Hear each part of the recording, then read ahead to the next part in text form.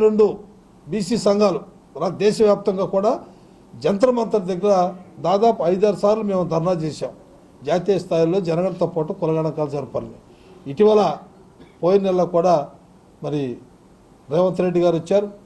ఇతర రాష్ట్రాల నుంచి కూడా 26 మంది పార్లమెంట్ సభ్యులు వచ్చారు, అన్ని రాజకీయ పార్టీలు. ఇంతమంది వచ్చినా ఇంత కార్యక్రమాలు చేస్తున్నా కూడా మరి నరేంద్ర మోడీ గారు ఒక ఓబీసీ అని చెప్పుకుంటా ఉన్నాడు. మరి దేశవ్యాప్తంగా ప్రజలందరూ కూడా ఓబీసీగా ఆయన 3 దఫాలు కూడా ప్రధానమంత్రిగా పీఠం ఎక్కించిన తదుపరి కనీసం ఈ యొక్క బీసీల సమస్యల మీద మరి ఆయన ఏ రకంగానూ స్పందించకపోవటం అనేది చాలా దురదృష్టకరమైన సంఘటన. మేమంతా కూడా ఒకటే చెప్తాం, మండల్ సిఫార్సుని అమలు చేయాలి. ఆనాడు మండల్ ఈ దేశవ్యాప్తంగా తిరిగి అన్ని కులాలను కూడా ఐడెంటిఫై చేశాడు. దాదాపు 5,600 చిల్లర కులాలను కూడా ఈ దేశంలో ఐడెంటిఫై చేసి ఆ కులాల యొక్క స్థితిగతులు అధ్యయనం చేశాడు. దాంతో కూడా ఓబీసీలో మోస్ట్ బ్యాక్వర్డ్ క్లాసెస్, అతి తక్కువ జనాభా కలిగిన కులాలు కూడా ఐడెంటిఫై చేశారు. దానిలో ఆ రోజున మండల సిఫార్సు 27% విద్యా ఉద్యోగ రంగాల్లో కేంద్రంలో అవకాశం కల్పిస్తే ఈరోజు వరకు కూడా ఆ కులగణాంకాలు చేయకపోవటం వల్ల 9-10% మాత్రమే కేంద్రంలో ఆ ఉద్యోగాల్లో కానీ విద్యలో కానీ అవకాశాలు వస్తూ ఉన్నాయి. మేము ప్రధానమంత్రి గారిని కూడా అడిగినప్పుడు దానికి జస్టిస్ రోహిణి కమిషన్ అయితే మాత్రం వేశారు. జస్టిస్ రోహిణి కమిషన్ కూడా భారతదేశం మొత్తం కూడా తిరిగి ఏబిసిడి వర్గీకరణ అంటే 27% కూడా వర్గీకరణ చేస్తే అతి తక్కువ జనాభా కులాల వారికి కూడా కేంద్ర సర్వీసులో ఉద్యోగాలు అన్నింటిలో అవకాశాలు కలుగుతాయనే ఉద్దేశంతో ఆ రోజున చేస్తే ఇంతవరకు కూడా ఆ నివేదికను బయట పెట్టలేనటువంటి పరిస్థితిలో కేంద్ర ప్రభుత్వం ఉంది. అంటే వీడు ఓబీసీలకి ఏ విధంగా అన్యాయం చేస్తున్నారు అనేది ఇంతకన్నా తార్కాణంగా ఇంతకన్నా ఏం అవసరం లేదు. ఇవాళ పార్లమెంట్లో మా జనాభా నిష్పత్తి ప్రకారంగా 500 చిల్లరుంటే దాదాపు 200 చిల్లర 225 మరి పార్లమెంట్ సభ్యులు ఇవాళ బీసీలకు కావాల్సినటువంటి అవసరం ఉంది. కానీ ఇవాళ ఆ పరిస్థితి కనపట్టలేదు. ఆ విధంగా కేంద్రం పైన బీసీ మంత్రిత్వ శాఖ పెట్టమని అడిగాం. అదేవిధంగా ఎవరికి లేనటువంటి క్రిమినల్ ఎత్తేమని చెప్పాం. మరి ఆ విధమైనటువంటి బీసీ చట్టసభల్లో మా రిజర్వేషన్ మాకు కల్పించాలని చెప్పి కూడా ప్రధానమంత్రి గారిని అడిగాం. ఎవరు ఎన్ని అడిగినా, ఎవరు ఎన్ని ఉద్యమాలు చేసినా, ఎవరు ఎన్ని పోరాటాలు చేసినా కూడా మరి వాళ్ళకి కరుణ లేకపోవటం అనేది చాలా బాధాకరమైనటువంటి అంశం. ఎందుకంటే బీసీ కులాలుగా మేము, బీసీ సంఘాలుగా, చేతు వృత్తులుగా మేము జన్మించినా కూడా విద్యా ఉద్యోగ రంగంలో మాకు తక్కువగా అవకాశాలు ఉన్నా కూడా కష్టపడి బీసీలు అనేవాళ్ళు కష్టపడి పనిచేసి పైకి వచ్చేటువంటి వ్యక్తులు. ఎక్కడ దౌర్జన్యాలు, ఎక్కడ అరాచకాలు చేసేటువంటి సంస్కృతి ఈ బీసీ వర్గాల్లో లేదనేది రాజకీయ పార్టీలు అందరూ కూడా తెలుసు. కానీ రాజకీయ పార్టీలు కూడా మమ్మల్ని ఓట్ బ్యాంక్గానే వాడుకుని మా యొక్క జీవితాలని అస్తవ్యస్తం చేస్తున్నటువంటి పరిస్థితిని మేము ఉపేక్షించే ప్రసక్తే లేదు. దేశవ్యాప్తంగా, రాష్ట్ర వ్యాప్తంగా అనేక ఉద్యమాలు చేస్తామన్నాం, అనేక పోరాటాలు చేస్తామన్నాం. జాతీయ స్థాయిలో రేపు జనగణనతో పాటు కులగణాంకాలు కూడా జరగాలని ప్రధానమైనటువంటి డిమాండ్తోనే మేము ఈ రోజున ఈ కార్యక్రమం తీసుకున్నాం. రేపు మరి మా పుట్టపర్తి జిల్లాలో ధర్మంలో రేపు ఒక బహిరంగ సభ దాదాపు 4-5 వేల మందితో గొప్ప బహిరంగ సభ జరుగుతూ ఉంది రేపు. అదేవిధంగా అక్కడ స్థానికంగా ఉన్నటువంటి బీసీ మంత్రులు కానీ, బీసీ నాయకులు కూడా ఆ కార్యక్రమానికి హాజరవుతూ ఉన్నారు. అదేవిధంగా మరి ఈ రాష్ట్రంలో కూడా చంద్రబాబు నాయుడు గారు కూడా ఎన్నికల మేనిఫెస్టోలో అనేక అంశాలు పెట్టారు. ఆ మేనిఫెస్టోలో పెట్టేటువంటి అంశాలు కూడా మేము ఇవాళ అడుగుతూ ఉన్నాం. అంతే గతంలో మేము రాష్ట్రం విడిపోయిన తర్వాత సివిల్ సర్వీస్ కోచింగ్ సెంటర్ని పెట్టమని అడిగినప్పుడు తప్పనిసరిగా సివిల్ సర్వీస్ కోచింగ్ సెంటర్ కూడా పెట్టారు ఇవాళ. ఎందుకంటే మన రాష్ట్ర విభజన జరిగిన తర్వాత ఇంతవరకు పెట్టలా. మొన్నే ఇటీవలే సివిల్ సర్వీస్ కోచింగ్ సెంటర్ కూడా ప్రారంభోత్సవం చేశారు. అదేవిధంగా మహిళలకి జరుగుతున్నటువంటి అన్యాయాన్ని, బీసీలకి రక్షణ చట్టాన్ని తెస్తామని చెప్పారు. మరి దాని మీద ఒక కమిటీ వేసామన్నారు. ఆ కమిటీ వారు నివేదికంగా తప్పనిసరిగా మేము చేస్తామన్నారు. ఇటువంటి పరిస్థితుల్లో కూడా ఈ రాష్ట్రంలో దాడులు బలహీన బరుగు వర్గాలపైనే దాడులు జరుగుతూ ఉన్నాయి, అత్యాచారాలు జరుగుతూ ఉన్నాయి. గతంలో చూసాం చాలా సందర్భాల్లో. కానీ ఇవాళ మరి ముఖ్యమంత్రి చంద్రబాబు నాయుడు గారు బీసీలే మా వెన్నుముక, ఈ బీసీల పార్టీ అని చెప్తా ఉన్నాడు. మంచిదే, దాని మీద చాలా సంతోషిస్తాం. దానికి తగ్గట్టు కూడా మేము కూడా మీకు సహకరించాం. కాబట్టి ఈ రాష్ట్రంలో ఎప్పుడు జరగని విధంగా అత్యధికమైన మెజార్టీని ఇవ్వటం కూడా జరిగింది. కాబట్టి ఈ కుల గణాంకాలు కూడా ఈ రాష్ట్రంలో కుల గణాంకాలు కూడా చేయాలని డిమాండ్ చేసాం మేము. ఈ బీసీలకి రక్షణ చట్టం ఎట్లాగో ఈ కుల గణాంకాలు కూడా పారదర్శకంగా నీతి నిజాయితీగా ఇవాళ తెలంగాణలో కూడా కుల గణాంకాలు చేశారు. అక్కడ కూడా స్థానిక సంస్థల్లో 42% రిజర్వేషన్ కల్పించారు. అదే కూడా ఇక్కడ మేము కూడా జనాభా లెక్కలు సేకరించి మా జనాభా నిష్పత్తి ప్రకారంగా మాకు స్థానిక సంస్థల్లో మాకు రిజర్వేషన్ కల్పించాలి అనేది మా ప్రధానమైనటువంటి డిమాండ్. కుల గణాంకాలు కూడా తప్పనిసరిగా చేయకపోతే పరిస్థితులు మాత్రం చాలా ఇబ్బందికరంగా ఉంటాయనేటువంటి విషయం కూడా మీ అందరి ద్వారా తెలియజేస్తా ఉన్నాం. అదేవిధంగా చట్టసభలో 33% రిజర్వేషన్ని మరి రాష్ట్ర ప్రభుత్వం తీర్మానం చేసి కేంద్రానికి పంపించింది. మేము అడుగుతా ఉన్నాం చంద్రబాబు నాయుడు గారిని, అయ్యా మీరు ఎన్డీఏ ప్రభుత్వంలో చాలా కీలకంగా మీరు వ్యవహరిస్తూ ఉన్నారు, మీరు ఇవాళ 33%ని అసెంబ్లీలో తీర్మానం చేసి కేంద్రాన్ని పంపిస్తే అది సరిపోదు, దాన్ని ఇంప్లిమెంట్ చేసే విధంగా భారతదేశం మొత్తం కూడా మిమ్మల్ని అభినందించేటువంటి కార్యక్రమం అది. 33% చట్టసభలో రిజర్వేషన్ అంటే సామాన్యమైనటువంటి విషయం కాదు.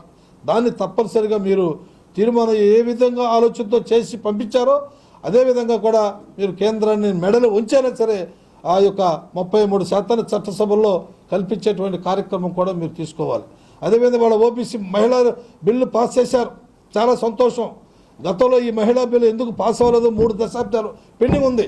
ఎందుకు పెండింగ్ ఉందంటే ఆ రోజున మరి బీహార్లో లల్లు ప్రసాద్ యాదవ్ కానీ, నితీష్ కుమార్ కానీ, శరత్ యాదవ్ కానీ, ములాయం సింగ్ యాదవ్ కానీ వీళ్ళందరూ కూడా మా ఓబీసీ మా కోటా ఎంత అనేటువంటి ఆలోచనతోనే 3 దశాబ్దాలుగా ఆ బిల్లు పెండింగ్ పెట్టారు. అదేవిధంగా నూతన పార్లమెంటు భవనం కట్టారు. అదేవిధంగా మోడీ గారు తొలిసారిగా మహిళల బిల్లు పాస్ చేశారు, చాలా సంతోషమే, దానికి ఎవరు కూడా మేము అభ్యంతరం పెట్టలేదు. కానీ మా ఓబీసీ మా మహిళా కోట ఎంత అనేది అనేక దశాబ్దాలుగా పోరాటాలు ఉద్యమాలు చేస్తూ ఉంటే ఎందుకు మీరు మీమాంసం లెక్కిస్తున్నారు? తప్పనిసరిగా మరి ఆ యొక్క మరి ఓబీసీ కోటా సబ్ కోటా కూడా మీరు దాన్ని కల్పించాలని చెప్పని నేను ప్రధానంగా మీ ద్వారా నేను ప్రధానమంత్రి గారిని, ఇటు రాష్ట్ర ముఖ్యమంత్రి గారు కానీ అందరినీ కూడా ఈ యొక్క బీసీ వర్గాలకి సమస్త రంగాల్లో కూడా వారి జనాభా నిష్పత్తి ప్రకారం వారి వాటా వారికి దక్కాలి.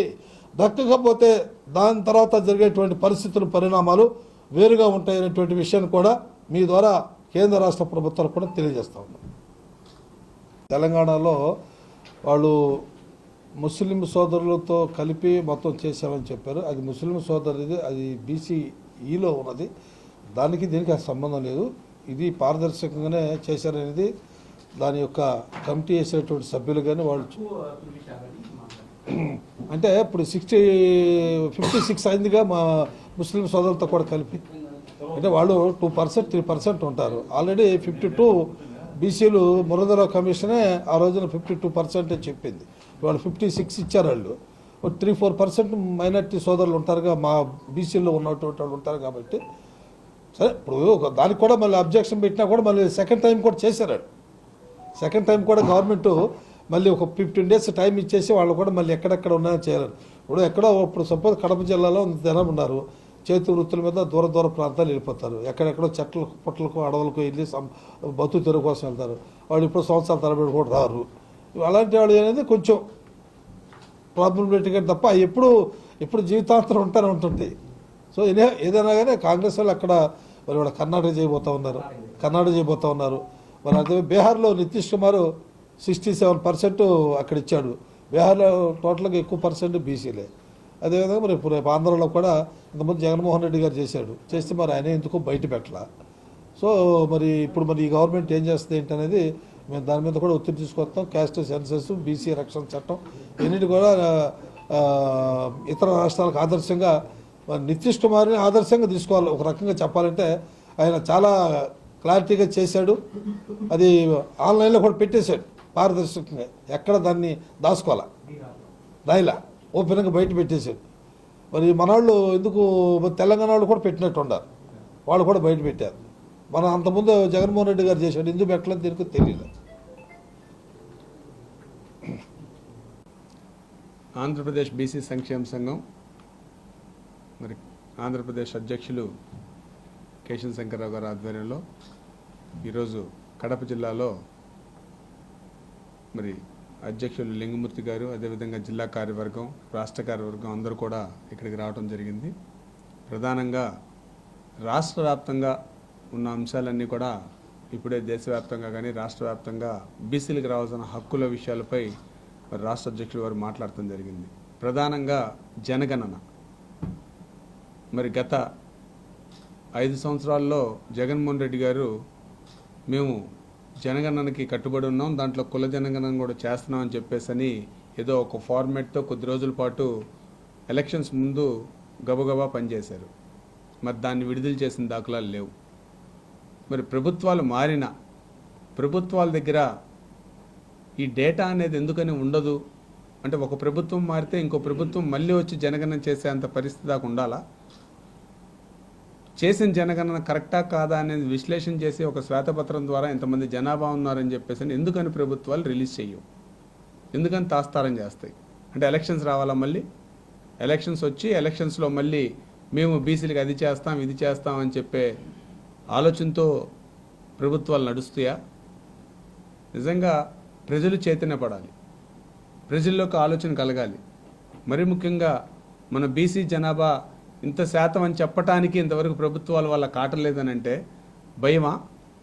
అంటే ఈ దేశంలో ఈ రాష్ట్రంలో ఇంతమంది జనాభా ఉన్నారని తెలిస్తే మా హక్కులు మాకెందుకు రావటం లేదనే ఒక ప్రశ్న లేవనెత్తిద్ది, ప్రజల్లో చైతన్యం కలిగిద్ది అనే భయంతో సగం రాజకీయ పార్టీలు ఈ యొక్క లెక్కలను బయటికి తీయవా? కాబట్టి ఆలోచన చేయండి. మన బీసీ ప్రజలందరూ కూడా చైతన్యపడాలి, ఆలోచన చేయాలి. అదేవిధంగా మరి ప్రతి ఒక్క సబ్సిడీకి సంబంధించిన లోన్లు, రుణాలు ఈ మధ్య ఎవరో ఒక ప్రెస్లో పెట్టి మాట్లాడుతున్నారు, అద్భుతంగా బీసీలకి మరి సబ్ ప్లాన్లు కానీ అన్నీ రిలీజ్ చేయబోతున్నాం అని చెప్పేసి. ఈ రాష్ట్ర ముఖ్యమంత్రి గారు కానీ అదేవిధంగా బీసీకి సంబంధించిన హక్కుదారులు కానీ ఎవరన్నా కానీ నిజంగా గ్రామానికి 1-2 అన్నా లబ్ధి చేకూరుతాయా? ఆ విశ్లేషణ చేయగలరా? చెప్పగలరా? ఇవ్వగలరా? ఎట్లాంటి పరిస్థితుల్లో మనం ఉన్నాం అనే దాని మీద మనకు ఒక అవగాహన ఉండాలి. బీసీల్లో గ్రామాల్లో కూడా చైతన్యపడాలంటే కమిటీలు విపరీతంగా మన యొక్క ఆంధ్రప్రదేశ్ బీసీ సంక్షేమ సంఘం కమిటీల ద్వారా కూడా ప్రజల్లో చైతన్యపరిచే విధంగా మనం ముందుకు సాగాలని కూడా మిమ్మల్ని తెలియజేస్తూ ఉన్నాను. అదేవిధంగా ఈరోజు గల్లీ నుంచి ఢిల్లీ దాకా ఈ జనగణన మీద, అదేవిధంగా బీసీ మంత్రిత్వ శాఖ పెట్టమని అనేక తఫాలు మోడీ గారికి ఎన్నో సందర్భాల్లో ఈ 15 సంవత్సరాల్లో మేము అడగటం జరిగింది. కానీ బీసీల గురించి మాట్లాడే వీళ్ళందరూ బీసీ మంత్రిత్వ శాఖ ఎందుకు పెట్టాలనేది ఇప్పుడు ఒక పెద్ద ప్రశ్నగానే ఉంది. కానీ ఇంతవరకు దాని మీద మేము బీసీ మంత్రిత్వ శాఖను పెట్టబోతున్నాం అని ఒక్కరోజు కూడా దాని మీద చెప్పలేకపోయారు.